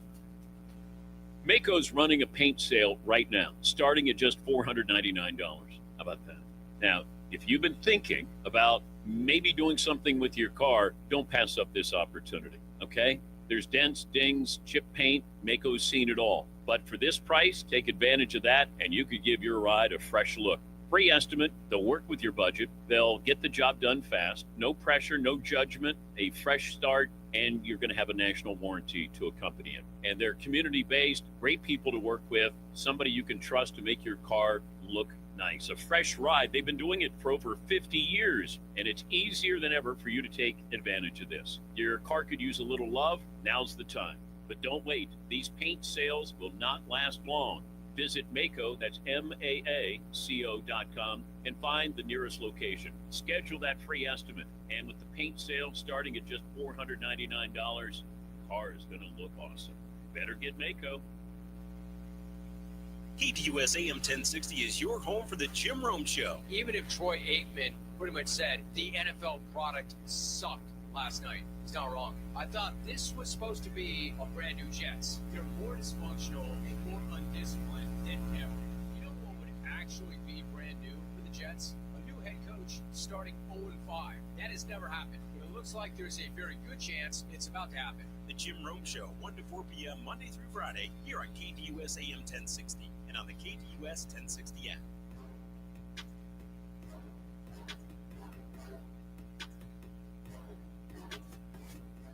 Welcome back to the lunch break here on KDUS AM 1060. Excited for this next segment, fantasy football conversation. Popping on out to the hotline, John McKechnie, rotowire.com. John, appreciate you taking some time joining us for today and next week as well. How are you? Absolutely. It's great to be back on with y'all. Good people of Phoenix. And, happy to talk some fantasy football. There's a ton to get to, obviously. We're kind of in the crazy part of the season now. We are. Injuries are starting to pile up. Changes are being made. All sorts of stuff. So first, I want to ask, though, who has stood out so far through 5 weeks as a fantasy football star that has consistently produced? Well, I think people were kind of torn on some of these rookie running backs. Obviously, like Quinshon Judkins had like the pretty tumultuous off season. We weren't even sure if he was going to get signed by the Browns, but he's looking like a bit of a revelation in that Browns backfield. So I feel like he's been really impressive. I think that amid the guys that you were really plunking down a high value draft pick on, like in the first round, especially among receivers, Puka Nacua has really been the only one that hasn't disappointed you. I don't think that Jamar Chase, it's his fault necessarily that Joe Burrow got hurt and that therefore, his production's lagging a little bit. But Puka has just been printing fantasy points all season long. The role is great. The talent is great. The quarterback play, but the fuels it is great as well. So he's been rocking out. JSN, I think, is making a case to be a top, 3 fantasy producer at the wide receiver position as well. And I also feel like Tucker Kraft has kind of established himself as far as being one of those elite tight ends right now for fantasy purposes. We've seen it time and again where it's kind of easy to get burned by the elite tight end. We've seen it before, and Brock Bowers, unfortunately, is not really getting it done thus far. That PCL injury seems to be kind of limiting him. So that's kind of opened the door for a guy like Tucker Kraft or even rookie Tyler Warren to kind of shake up your power rankings as far as the tight ends go. You mentioned something about Quinshon Judkins, and it made me think about rookies. In general, I want your philosophy on, do you draft rookies to be a part of your team just because there is adjustment levels to college game, to the NFL game, kind of inconsistencies week in and week out, so you try to avoid them, or is it a case-by-case basis based upon, the expectation of said rookie? You never want to be totally hemmed into I will not draft rookies or I'm going to be way overloaded on rookies, because oftentimes those teams that kind of follow that model end up missing out or being over leveraged on players who ultimately don't get the roles that they're hoping to or that they're envisioning. So as with anything, moderation the best call when it comes to rookies, and your draft value I think should steer you. But for me, where I target rookies generally, I find that running backs tend to have the smallest as far as the learning curve is concerned. Not that big of a transition, going up, just kind of learning the running back position at the NFL level. Whereas, for wide receivers, like Trey Harris, for example, people were really excited about him and what he was able to do at Ole Miss last year, but we haven't heard basically anything from him, and he was like a 10th round pick for fantasy because it is a little bit harder for these receivers, especially day 2, day 3, to carve out roles. It's not just, oh, he got drafted, therefore, the veterans in front of him are dust. Whereas running backs, we know that they kind of have that shorter shelf life, and therefore it sort of speeds up their timeline to be impact players. And we're definitely seeing that. It's not just Judkins, obviously, and Gentry top 10 pick, that's kind of its own different discussion. But Omarion Hampton, before he got hurt, was really looking like he was going to be a smash at his draft cost. And I think you could also make that same case for Cam Scatterbo, who, was going more like the 11th, 12th round, and is looking like a really promising rookie there for the Giants as well. So running back is where I tend to get most of my action for the rookies, but don't just ignore those guys just because they are entering their first year. You also mentioned Jamar Chase. Okay, so now Joe Flacco comes in. He's going to be the starter here for the Bengals. So is it time to put Jamar Chase back in the lineup? Yes, I think that you just kind of have to reframe your expectations. Like you drafted him to be the best player in fantasy football, right? And we're not going to get that without Joe Burrow being back there. But Jake Browning, whatever that was that he had 2 years ago when he took over for Burrow after the wrist injury, that seems to have completely evaporated. Obviously, he was unplayable these last few weeks there for the Bengals. So I think that getting kind of a steadying veteran presence like Flacco should kind of help the overall passing game there for the Bengals. I don't think it fixes all their problems. I think there are still some mistakes that Flacco makes even at this stage of his career, and I think that offensive line is maybe middle of the pack at best. So, Flacco not being the most mobile, that could, hurt things if protections break down. But ultimately, I think Jamar Chase, you kind of just have to view him more as like the 10th best fantasy receiver now as opposed to being the number one overall, but like just total locked up. But he's still someone that you're feeling good about starting. It's going to be a tough matchup this week against Green Bay, but at least in these next few weeks here until we kind of learn more about what's going on with Joe Burrow's timeline, I think Flacco is a guy who's just down to chuck the ball, and he knows that guys like Chase and Higgins are, lively to kind of come down with it. John McKechnie, RotoWire.com, here on KDUS AM 1060. So Stephon Diggs had 10 catches for 146 yards on Sunday on 12 targets. Was that a byproduct of him being back in Buffalo and kind of hyped up on that? Or is there something here with him getting a little bit more comfortable in the offense that he might be worth picking up on the roster? I like Stephon Diggs' fantasy outlook a lot moving forward. He's someone that, we're talking about a New England offense that is really, you get past him, who are you really looking at that you're feeling like you're starting with confidence from a fantasy perspective? Hunter Henry, I guess you could talk about a little bit, but then you got Pop Douglas or Kayshon Boutte. So there really is a great case for Stephon Diggs to be that number one in this offense. And you do have to remember he is coming off an ACL injury last year. So I think as the season goes on, we're going to see him get a little bit more comfortable with that knee. As it stands, he's commanding over 20% of the targets. He's catching 85% of the targets that are thrown in his direction. He's been pretty good after the catch as well. He's not dropping anything. So Diggs, his projection, I think, is really good. And I think you can also get a little bit more excited about things when we see the way that Drake May is maturing. I think we're looking at him, especially after Sunday night, in a totally different light, where it's like this guy is an elevator of fantasy production around him, and I think it's an offense that you can get excited about, especially considering once again that Stephon Diggs is head and shoulders the most talented pass catcher that Drake May's working with. I can't believe I'm going to ask this question, but with Lamar Jackson out of the lineup with injury, what do we do with Derrick Henry? Is he to the bench? I would entertain the option, entertain my other options, and really consider benching him. Like, if I have a J.K. Dobbins or a Ja'Cory Crosby-Merritt, I'm starting those guys over Derrick Henry this week because it's not looking like Lamar Jackson's going to be out there. And the Ravens' problems go long beyond what just Lamar Jackson being out. I think Cooper Rush being there and being a guy who doesn't pose any sort of rushing threat, that is something that kind of cues the defense in. Like, it's kind of a dead giveaway at this stage when Derrick Henry's on the field and it's Cooper Rush, that they're probably going to be running the ball. And Baltimore also is getting really, really poor offensive line play, especially from its guards. So the inside run is really kind of non-existent, as we saw last week against Houston. So I'm not dropping Derrick Henry. I'm not trying to trade him away as like a sell low type of guy. But I think for this week against the Rams, it's really kind of, you need to be in a bit of a roster jam to start Derrick Henry, in my opinion. I think he's kind of at best a flex type of option. I am optimistic that this offense gets things turned around after the bye and after Lamar Jackson is healthy, but this week could look a lot like last week, and that's something that concerns me, especially when Derrick Henry's had like basically 4 games in a row of disappointing production, and we know that Cooper Rush in all likelihood going to be starting once again for Baltimore. Is it an overreaction to now suddenly want to start and play Rico Dwaddle? I don't think so.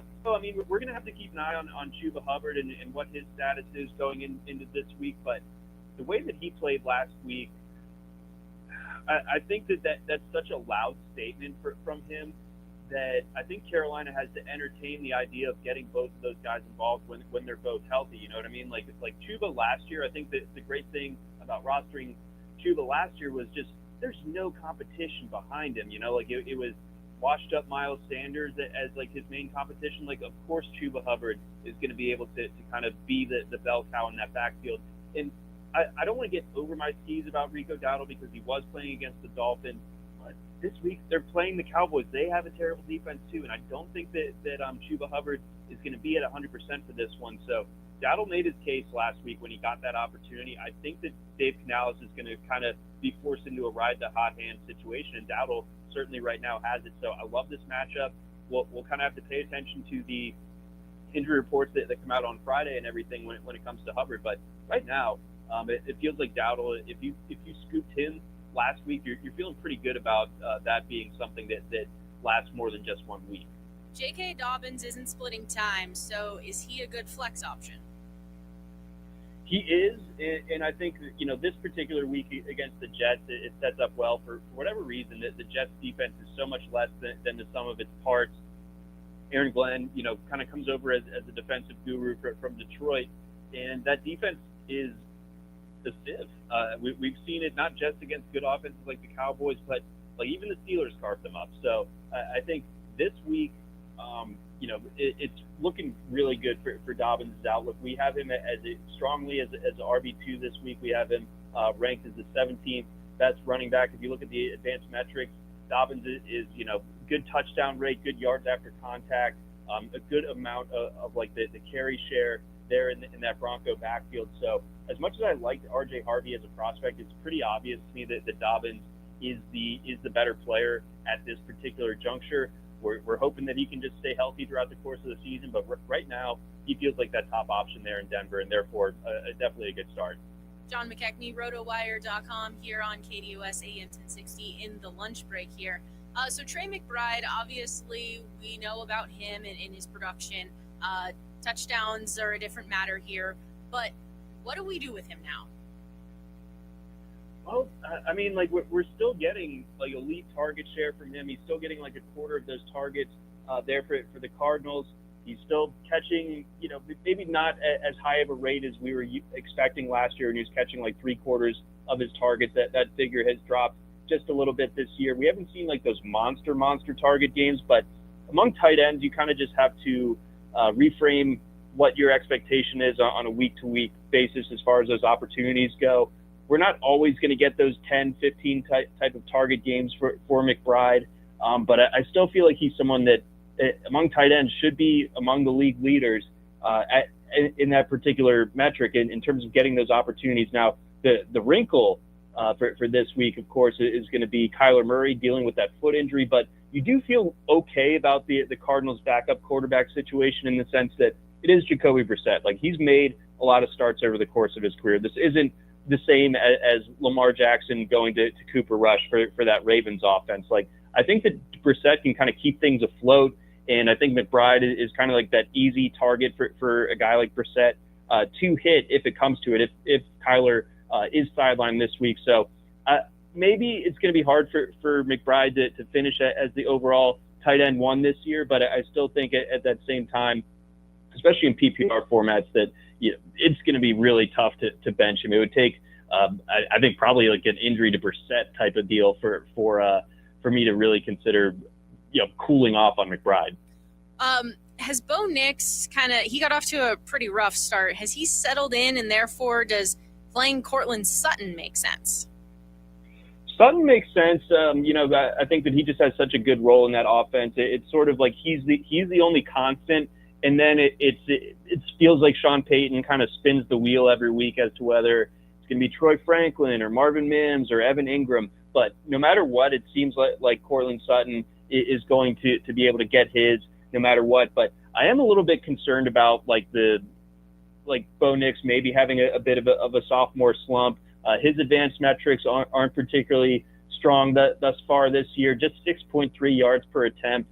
8 touchdowns to 4 interceptions. That's really not impressive. Like, really what he's doing that's helping his cause fantasy-wise is running the ball. He's got 100 rushing yards and a touchdown so far, and he's running it, at a pretty decent clip, almost 6 attempts per game. So I don't think that this is like a great explosive Denver passing game, and I think that they're kind of justified to be that way because their defense is so good. But ultimately, like, I just view Sutton as like about as solid of a wide receiver too as you can get, but he's not someone that is going to like win you your week necessarily. He's just always going to be that steady 10 to 12 point producer. Before I let you go here, John, another philosophy question. How do you typically assess players coming off of a bye week? And do you look at production previously, opponent they are set to play? The bye really doesn't matter. I'm kind of like bye week agnostic.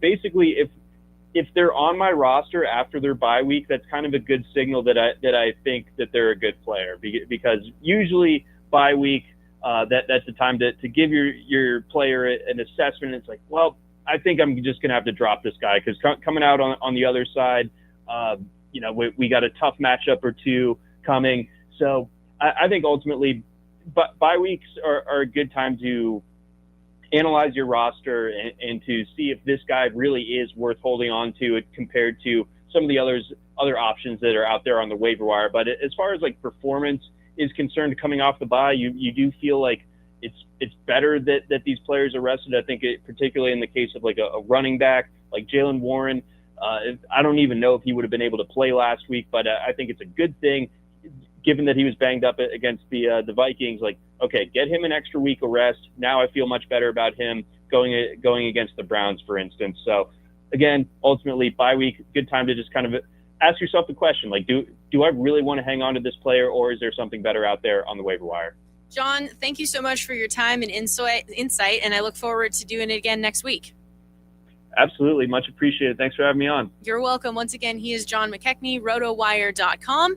We'll take a break here. On the other side of the break, we'll come back with top 5 quarterbacks through week 5 here in the NFL. It is the lunch break.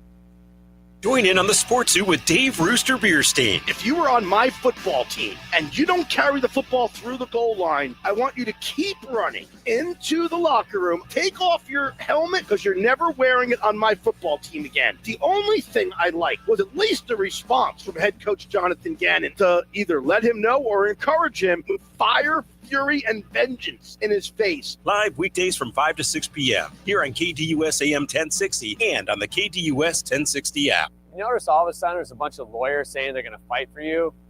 Yeah, until you read the fine print below them. Hi, I'm Mark Breyer. And I'm Alexis Breyer. We're the husband and wife law team. If you look closely at that fine print, you'll see not an attorney in this state or not a law firm. You never trust your future in the hands of someone other than a serious, experienced trial lawyer. And you definitely can't trust someone who won't even tell you who they are. Do your research after a serious injury. Call the husband and wife law team first. Meet Barkley.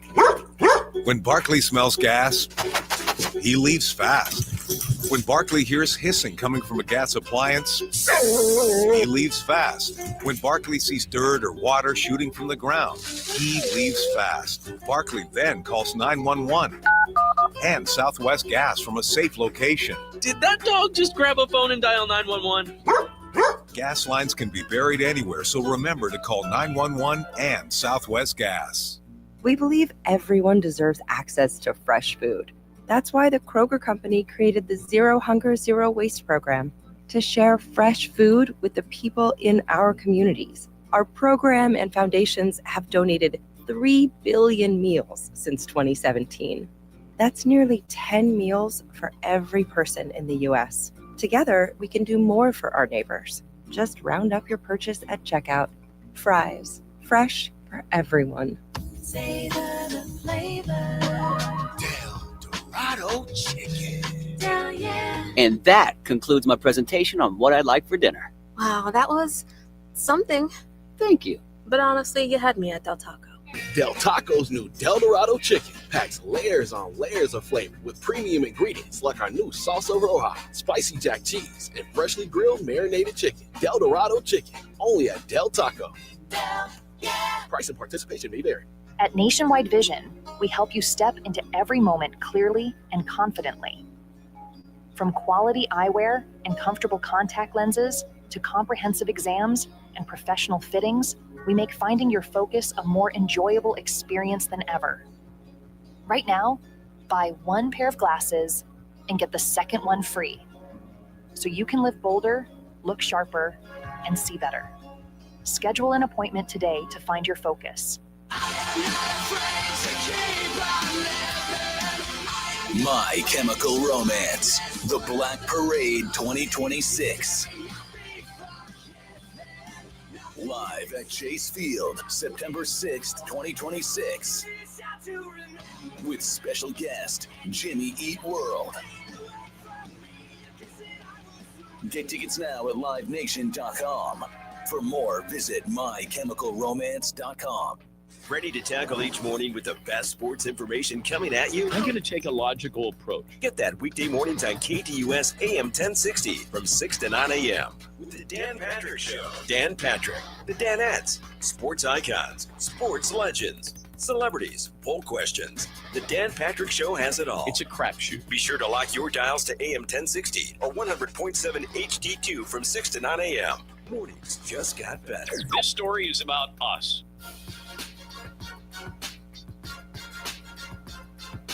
Thanks to John McKechnie of RotoWire.com for joining us in the previous segment to chat some fantasy football. Kayla Mortellaro filling in for Chris Schubert. Evan behind the glass manning the operations here. Also, time to get into some fun about the quarterbacks and how they have fared through the first 5 weeks. And surprisingly for me here, at number 5 is Daniel Jones. He's making the right reads. He's making the right decisions. The team is 4-1. He has 1,290 yards, 6 touchdowns, 2 picks, completing 71.3% of his passes. And also, I think another impressive thing about Daniel Jones here is 6.6 average completed air yards. So the ball is getting pushed down the field with Danny Dimes. He's been great. He's got the best nickname any quarterback going right now. They're calling him Indiana Jones. That's awesome. He was also 5 on my list. So trading off there, love it. He's been so efficient. The team scores, seems like 30 points a week, and he's a massive part of why. Turns out you just can't be a Giant. You just got to get out of New York. Things will happen for you. Daniel Jones been super efficient, and the Colts are off to a 4-1 start. So this one I was really torn about, and I ended up putting him here because I just didn't feel right leaving him off the list entirely, and it's because it's Patrick Mahomes. So maybe this is just because of who he is as a quarterback, but he's basically having to do everything. And I realized that the team is 2-3, 1,257 yards, 8 touchdowns, 2 interceptions. I also realized that those interceptions have been devastating. But he has 28 rush attempts for 190 yards, 3 touchdowns, has moved the chains with 14 first downs, and he's averaging 6.8 yards per rush, which is the longest of his career. So what I mean by that is plays are breaking down, nobody's open, and he's been asked to just basically do everything. So that's why he's coming in at number 4 right now. I like it. I don't have him on my list just because of the offensive struggles that happened early in the year, which everybody's going to say, well, your next guy has had offensive struggles and the lack of throwing the ball. So I have Jalen Hurts at 4, and I just came down to where do you want to put Jalen Hurts? Where do you want to put Patrick Mahomes? For me, I'm just a fan of winning matters. Every quarterback on my list to this point, you'll see winning matters for me. Eagles are 4-1. He's a big part why. He led a big comeback in the Rams game. He didn't complete a pass in the second half of the Bucs game. I get it. They were very efficient, and he's working with a very limited offensive play caller. So while they have a lot of talent, there's been some odd looks and play calls for the Eagles this year. Jalen Hurts has still been efficient. I thought he was efficient last week, even in the loss. I can't argue there. Jalen Hurts, I think it's a lot of unnecessary hate because all he has done in his career is win, and that is an objective. I understand the argument that wins are not quarterback stats, but he puts the team in a position to certainly maximize what he does well and maximize what the others do well, and they win football games. Number 3 for me is going to be Dak Prescott, because where would Dallas be without him right now? I know CeeDee Lamb is out. He does have George Pickens. He's been going heavily to Jake Ferguson as well. 1,356 yards, 10 touchdowns, 3 picks. He's completing 71.3% of his passes. Dak looks healthy.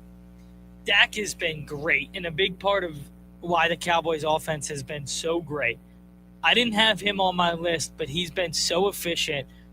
That defense is terrible. They remind me of last year's Bengals a little. They're going to score a ton of points. They're not going to be able to stop anybody. So we'll see what it looks like for them down the stretch. My number 3, who spent some time as an MVP candidate last year, had the tough finish in the last regular season game, in the playoff game, then goes to Seattle. We didn't know what it would look like for a change of scenery. He's been so good so far. Sam Darnold is my number 3 quarterback. I like it. He's an honorable mention for me because he has been so good. And I have a little nugget about Sam, and you talk about pushing the ball down the field. Let's hope I actually wrote it down. 8.2 average completed air yards. And he's got a completion percentage of 73.1%. It's unbelievable. He's been very, very good. Number 2 on my list, maybe it's a little bit of moxie here, because really, I don't think the team should be 4-1, but they're finding ways to get it done, and that's Baker Mayfield. 1,283 passing yards, 10 touchdowns, and just 1 pick. Obviously, he's developing this incredible connection with Ibuka, doing it without Mike Evans, doing it. Now I know Chris Godwin's back, but he wasn't to start the year, so I'm going to go Baker Mayfield here at number 2. You referenced him as a controlled gunslinger the other day, and I love that.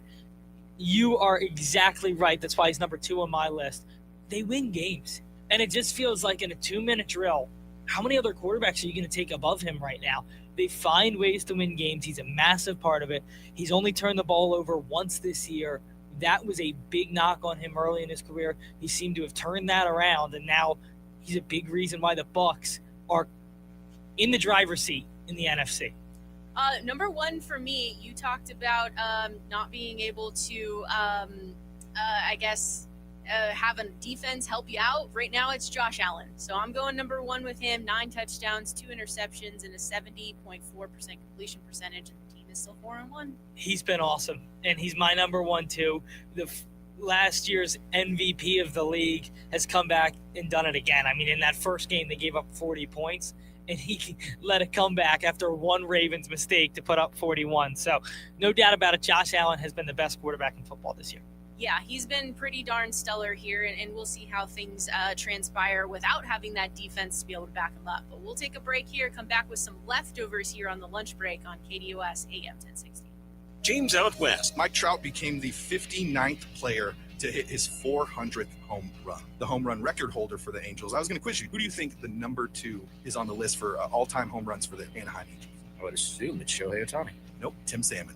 Really? Yeah, Wow. 299 for Tim Salmon. Mike Trout got 101 more than the next Talk about guy. naming a random MLB player who had a really good career. Yeah, dude, I loved watching Tim Salmon, bro. I'm about to cut together some Tim Salmon highlights. Every other Monday night from 6 to 7 p.m. here on KDUS AM 1060. Hi, I'm Dustin, your friend and jeweler at Shane Company. As director of diamond sourcing, it's my job to make sure every single diamond is worthy of a Shane Company engagement ring. Our team travels the world to see diamonds in person and handpick each one. That type of dedication only comes from working for a company that's been a family business since 1929. No matter your budget, your diamond is guaranteed to be the most beautiful because a friend wants you to pick from only the best. Drop by your store or shaneco.com and see for yourself. Shane Company, your friend and jeweler. Right now, you can receive a 0% APR for 60 full months on all new 2025 Mitsubishi models. You heard right. 0% APR for 60 months on the 2025 Mitsubishi Outlander, Outlander Sport, Outlander PHEV, and Eclipse Cross. Think how much you'll save when you pay no interest. Come see us at the Scottsdale Auto Show at the 101 in Indian School. The name to remember, Scottsdale Mitsubishi. Scottsdale Mitsubishi. Go to ScottsdaleMitsubishi.com for full details on approved credit. Another Mark Auto Group dealership. I was in a wreck. I need a check. I was in a wreck. I need a check. I was in a wreck. I need a check. I'm Kevin Rowe from Lerner Rowe, and we've been serving Arizonans for 20 years. Make the best choice after an accident. Call 977-1900. That's 977-1900. Murder and roll is the way to go. Call 977-1900, 977-1900. Stay at the heart of it all with a special Cliff Castle room rate starting at just $99 with no resort fees. Less fees mean more ways to choose your next adventure at the gateway to the region's best gaming, entertainment, and natural wonders. And expect service from the heart as well. We think you'll love your stay with us and all the value we provide, starting at just $99 with no added fees. Cliff Castle Casino Hotel, at the heart of it all. Valid Sunday through Thursday. Some restrictions apply. An enterprise of the Yavapai Apache Nation. On your ride home from work, join in on the Sports Zoo with Dave Rooster Bierstein. If we owned our own football team called the Angry Roosters, and we kept signing people to contracts, and they weren't honoring their contracts and kept demanding raises, at what point do we throw our hands up and just say no to everybody? We signed you to a contract, play out your contract, and that's it. You earn a better contract on your next one, we'll pay you for that. Live weekdays from 5 to 6 p.m. here on KDUS AM 1060 and on the KDUS 1060 app. We are wrapping up today's lunch break here on KDUS AM 1060. The Mercury play Game 3 tonight at 5 p.m. on ESPN. Plenty of MLB playoffs. We look forward to chatting with you tomorrow right here on KDUS AM 1060.